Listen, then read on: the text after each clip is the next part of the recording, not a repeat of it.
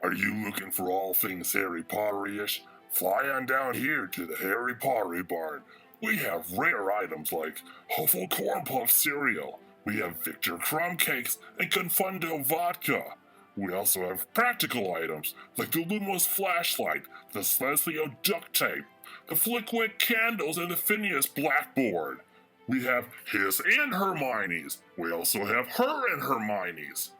And my favorite, the Tar Marvolo Book of Riddles, the only joke book where the punchlines cannot be named. You can even find VHS copies of the long-lost episodes of I Dream of Norgini. What's that? A one-of-a-kind Harry Potter? A golf putter made from the real hairs of Danny Boy Radcliffe? Do me a favor. The Harry Pottery Barn. Because of copyrights, you can find us at Platform 9 7/8. Thank you for listening. And now back to the program.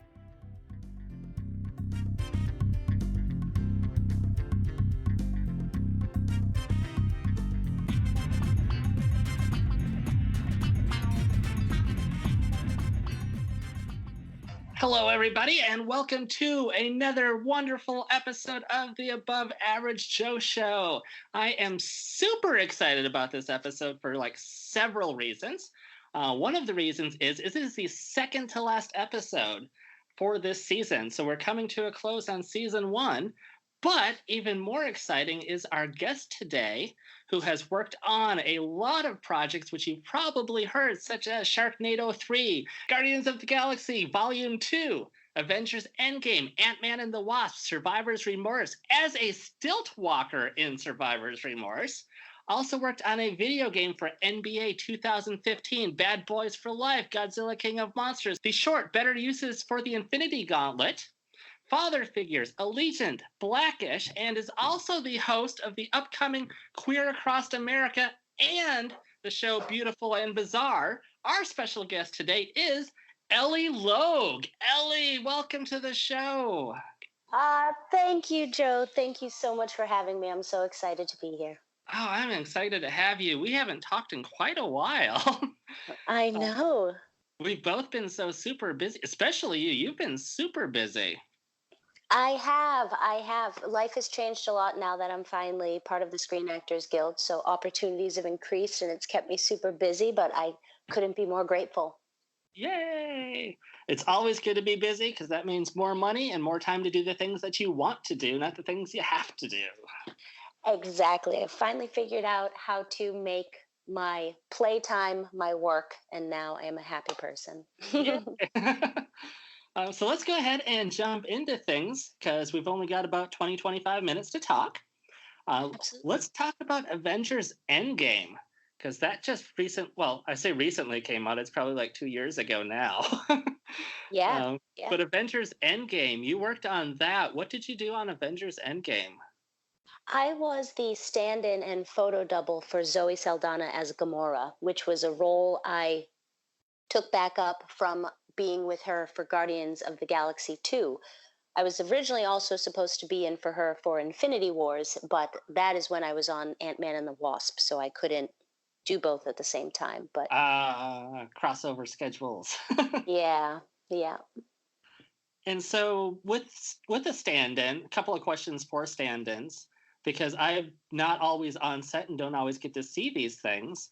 As far as standing in, are there points where they don't let you stand in when there's green screen if she's up on a ledge or something, or if it seems dangerous, or when they have the stunt person come in, are you still standing in for the stunt person and jumping around and... Well, Guardians was really different, apparently not just for me, but also for people that typically work in the film industry. I was given the opportunity to do a lot of things for Zoe that are not typically done by a stand-in, where normally I was used to being able to, pretty much just stand there. The term stand-in is very literal. You just stand on a mark, they check lighting, camera angles, etc. It might be different when you're a stand-in for an action hero because you don't really stand. You run, you climb, you do a lot of different things because most of their time on camera is action-filled. So you have to move with the camera, with the lighting. They have to check every component. So I hung off of boulders. I laid crashed and crumpled inside of a shipwreck. I I did a lot of running. I did a lot of running for her. I did the majority of her running passes because they weren't so advanced that they needed her primary stunt double to do them, but they needed the camera to move with her. So basically from the day we started, I did all of her running. Oh, wow. Which was apparently strange because my direct PA, who had already done 163 movies at that time, had said he had never seen them use a stand-in to that capacity. But, you know, to their credit, they did know that I had an extremely athletic background. I was working towards stunts, and I was happy to do anything and everything they asked me to. So Yeah, I was I going to tried say, to. I know that you work out a lot, so for you, that probably wasn't as difficult.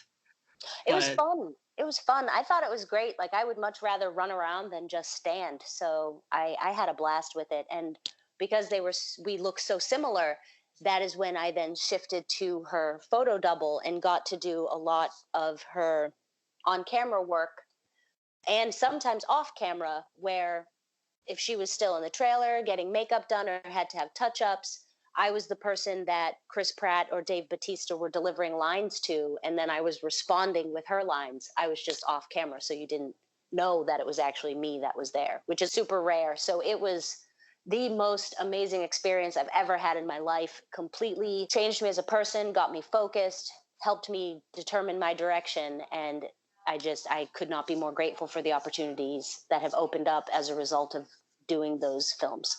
so, out of curiosity, if you're allowed to say, what are like some of the scenes where they basically had to edit you out, where you were delivering the lines with Chris? What scenes would you have been heard in if they hadn't cut out your audio?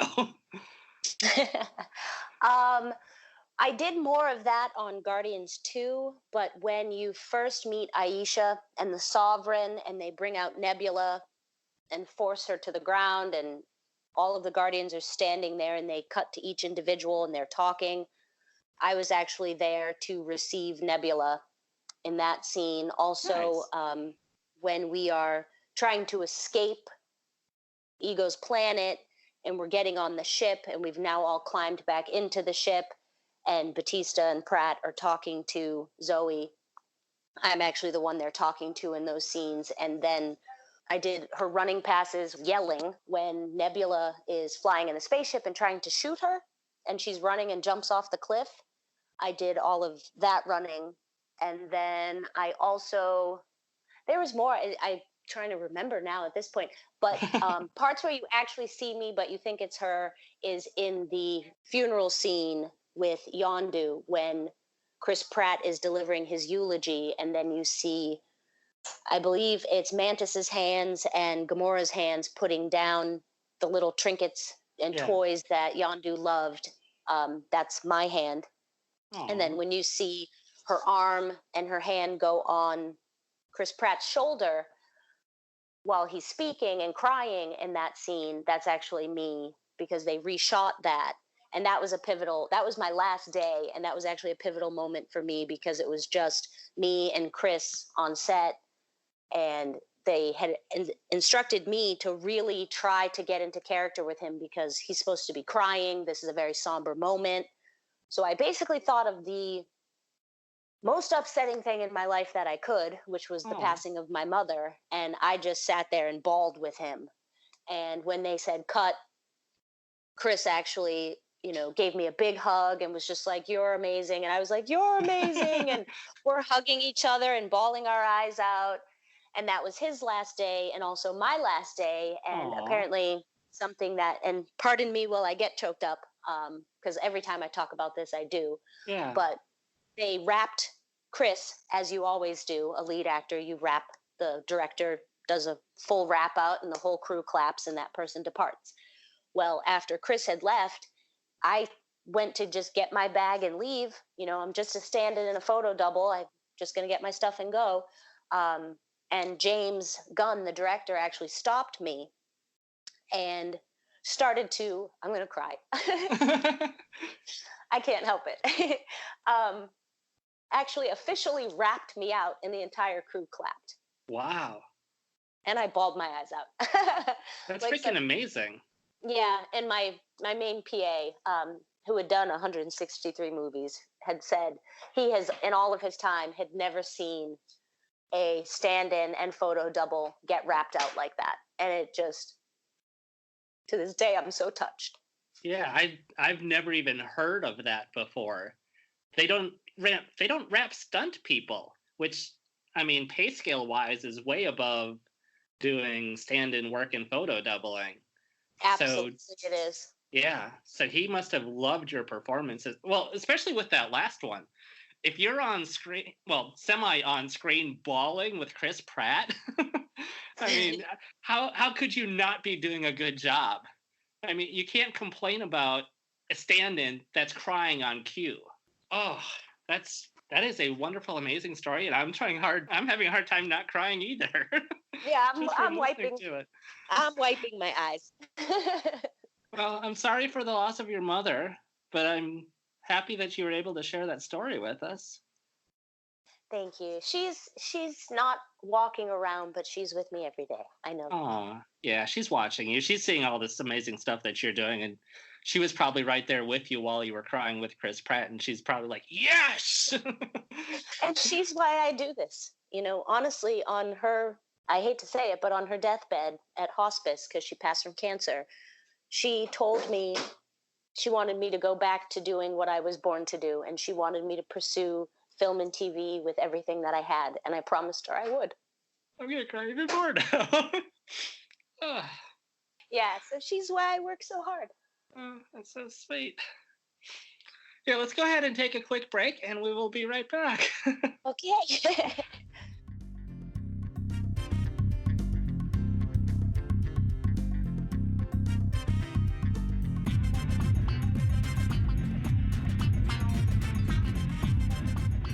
Welcome back, everybody. We took a quick break, and we are still here with the wonderful, talented Eli Logue. And we are going to talk about a couple of other projects that she's worked on.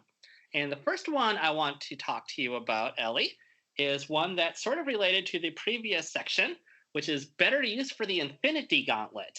Tell us about that. What is that about? And if you're allowed to spoil it for us, what is the better use? Or let us know if we should watch the video to find out. Whatever you think is best. I can tell you about it, and I would definitely say watch it because it will make you laugh.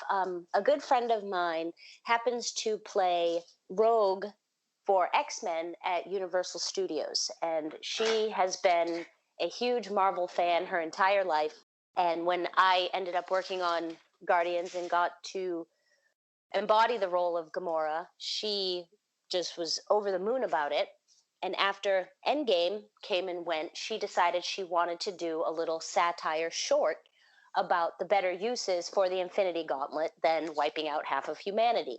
So it's a comedy, and a variety of different people in the short film wear the gauntlet, and they do different things with it. Like one person uses it to open jars that are very difficult to open. And another one, when she has it on, she's sitting at a park next to a guy she doesn't know, who, of course, is catcalling girls that are walking by.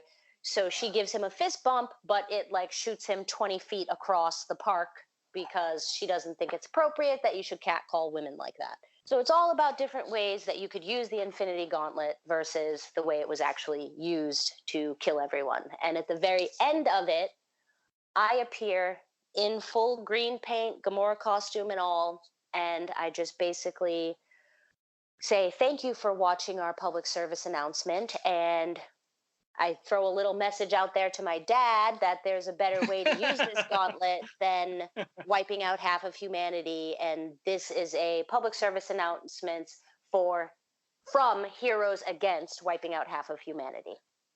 And that's my bit at the end.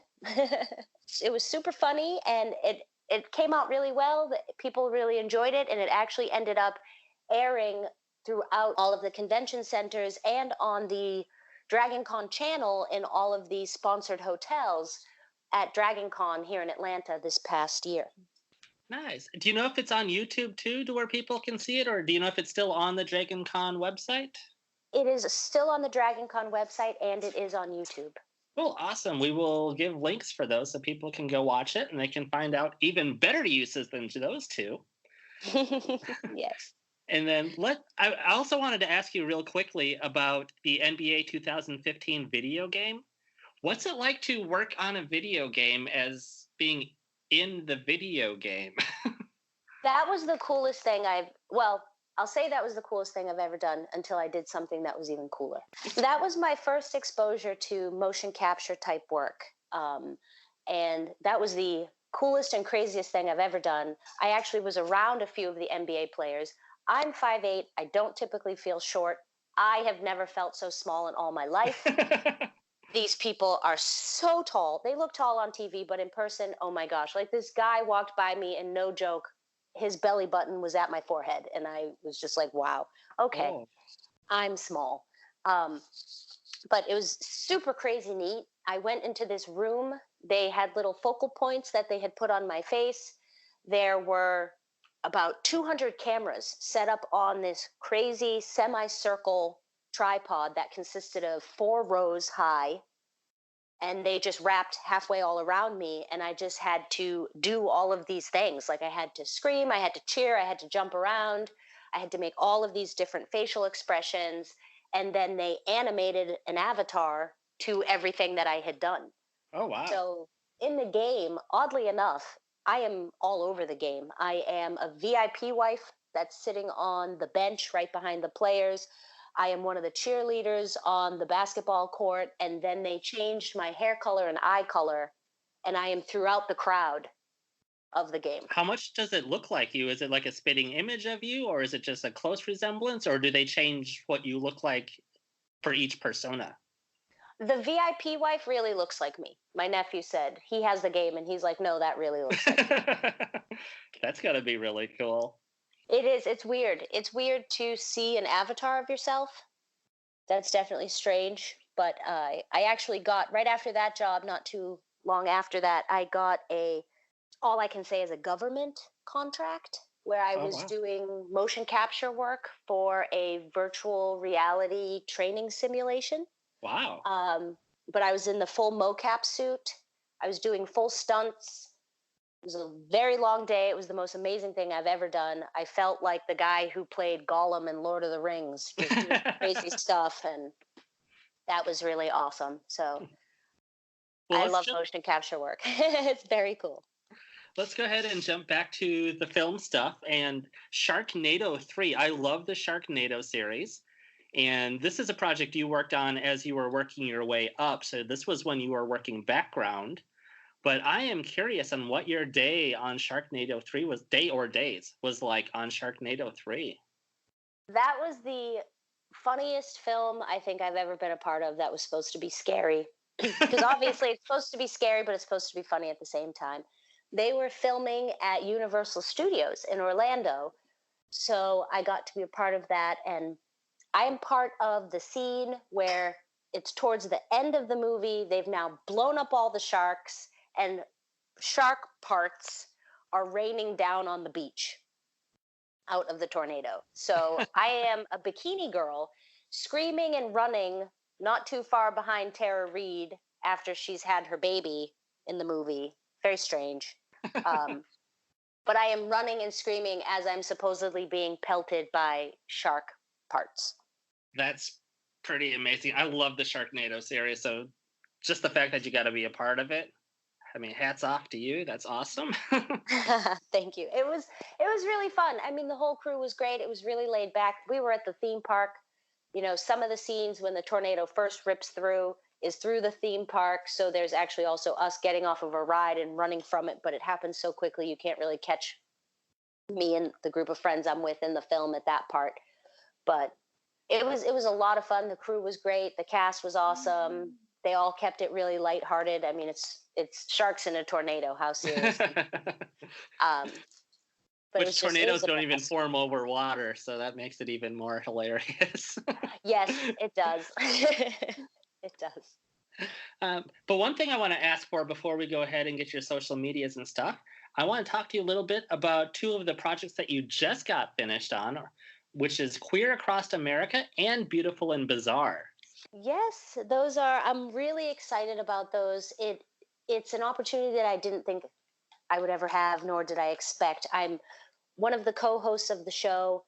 Queer Across America is very dear to me. I myself am a lesbian. I'm married to my beautiful wife Anna, and so much of what is out there for the gay community is not, or what's portrayed, especially in the media, is that, you know, the club scene, or they have very, very specific stereotypes of what they think lesbians look like or how gay men behave, and that's not accurate at all. So to have the opportunity to do this show and actually showcase LGBT life, what we do is we are in an RV.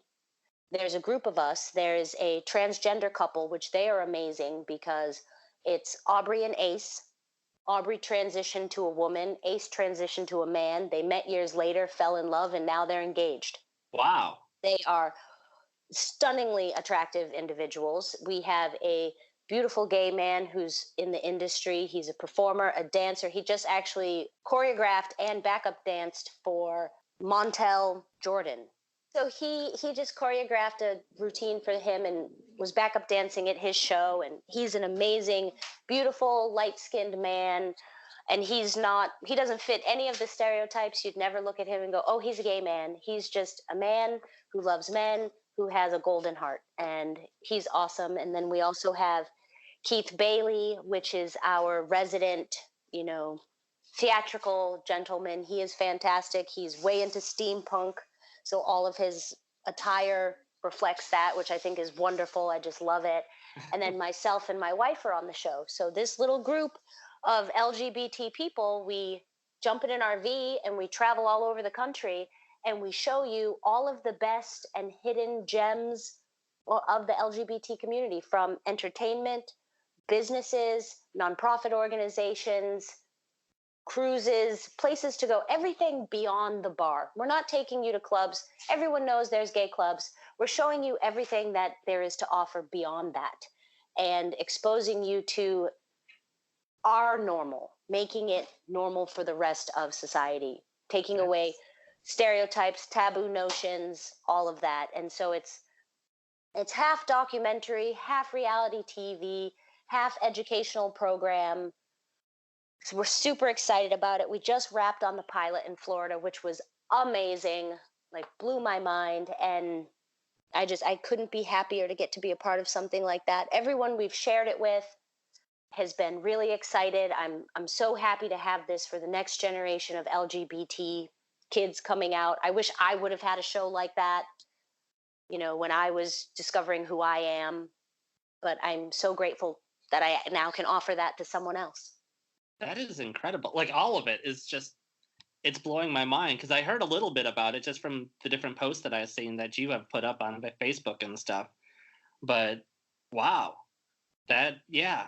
In today's world, we want to put everything in a box and categorize everything. So there's all these categories for what people expect you to be. And, you know, take me, for example. I started off as a model who then ended up in film and TV and now also does stunt work. I do not fit any quote unquote gay category. I love my long dresses, but I'll still climb a tree. You know, I'm a little mix of everything. So people are very shocked when I tell them I'm gay, because they're like, oh, you don't look masculine. And I'm like, well, I'm a woman and I'm comfortable as this. So why would you expect that I needed to look more masculine to be a lesbian? Like, there's all kinds. And so just to be able to show, and my wife is also very feminine. So to be able to show that, because I've noticed a lot for especially females as they're trying to embrace their identity, many believe that they have to shift to being more masculine. And I'm here to tell you, girl, wear your dress and your high heels and kiss another female while you're at it. It's all good. Yeah, be yourself. Be who you were born to be, and don't be ashamed of it. Exactly. Beautiful and Bizarre, which is not a queer show. No. Well, tell us a little bit about Beautiful and Bizarre. That show I am so excited about because, one, we get to travel. My wife and I are actually the hosts of that show. So it's not a queer show, but the hosts are a married lesbian couple. That's not the point of the show, but that's just a fact about the hosts. We travel the country and showcase beautiful and bizarre Airbnbs. And some of the ones we've already found, these crazy tree houses that are built 70 feet in the air, and it's an entire treehouse village that you zip line from treehouse to treehouse. Wow. And we have found one of my favorites that I'm so excited to go see is a dome house that's been completely converted to look like a spaceship. Even when you walk in the front doors, they open like the way the doors used to open on the main deck of the Starship Enterprise, and it makes that little sound. That's really cool. The whole place is piped with you either hear the music from Star Trek or you hear the music from Star Wars. It's crazy. It's so amazing. Okay, that's a little blasphemy there, but it still sounds really cool. You can't cross the two. They did, but they at least separate them by room. So okay. Might be a little like this might be the Star Wars room, this is the Star Trek room, but the two repeat throughout the house. And it is the whole thing lights up from the outside. Even the windows are circular portal windows. So this thing is built up on pyres also. So it looks like it's going to take off. At night, it's glowing. It's so cool. But that's what we do. We show you the strangest and most amazing Airbnbs that are out there. We interview the people that created them, what was their motivation and inspiration to make them. And then while we're in that town, we show you one beautiful and one bizarre thing to do should you wish to travel there. And what are some of the to-dos that have been a little bit bizarre that you've seen or that you have coming up to go see? We did two really cool things in Florida. That's where we did the spaceship house, but we also did this tree house. That's a 3-story tree house. It's a yurt on top. It has multiple decks that you zip line down to. The trunk of the tree is actually an elevator, and the tree trunk opens. Crazy. Well, they're near this town called Casadega in Florida, and this town is an entire town of psychics. Wow. So it's set up with little cottages everywhere. You can take workshops. They have special weekends, but everyone in this whole town is a medium. So you can't walk anywhere without someone saying, "Oh my gosh, your aura, I need to tell you something," or grabbing your palm and saying, "Oh, such and such spirit guide told me to tell you this." And it's crazy. It's a whole experience in itself, and it's amazing. Did they purposely decide to come together and encamp in the same city, or did they just happen to all live there? And they did. They all decided to come there because apparently there's some lines in the earth that meet and intersect at that location. So it's a very powerful spot. And so it is the most psychically charged and filled with the most psychics location, from what I understand, in America and possibly in the world. Like my hair just stood up on my arms the whole time I was there. Like there's this static charge just in the air that you can feel. Wow. And then one of the beautiful place we went to is a place that most people don't know about in Florida, and it's called Devil's Den. And it's an underground cave water system that you can of a natural spring, and you can go down and you can snorkel or scuba through this entire cave system, but you have to walk pretty far down into the earth, and then all of a sudden it's like beautiful crystal blue water.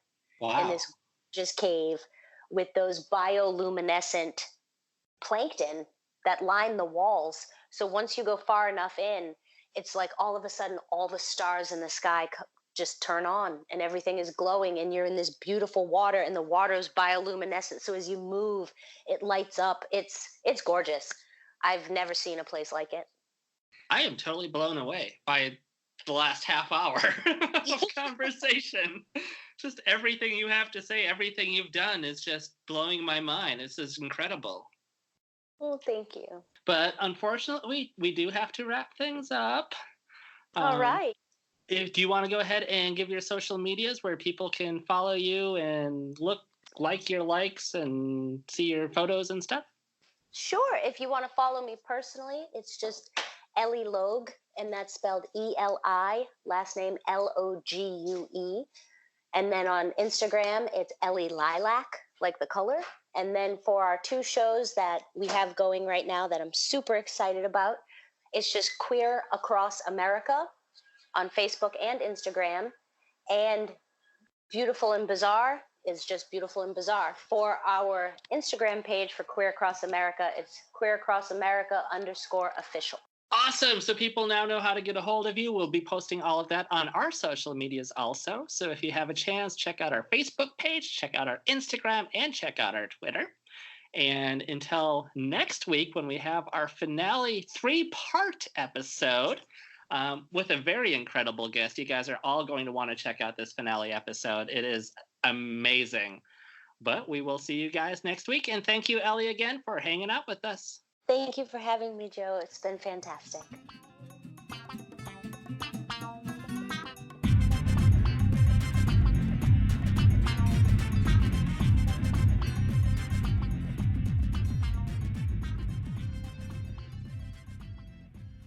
Thank you again to our special guest, Eli Logue, and a huge thank you to the voiceover talent of Andrea Guerrero as the voice of Myrtle in the Harry Pottery Barn Fauxmercial. Be sure to check out our Facebook, Instagram, and Twitters, and look us up on Spotify, Stitcher, and iTunes. You can also check out another podcast I co-host, The Extra Unordinary, and some other great media content by Moon Possum Productions at moonpossum.com.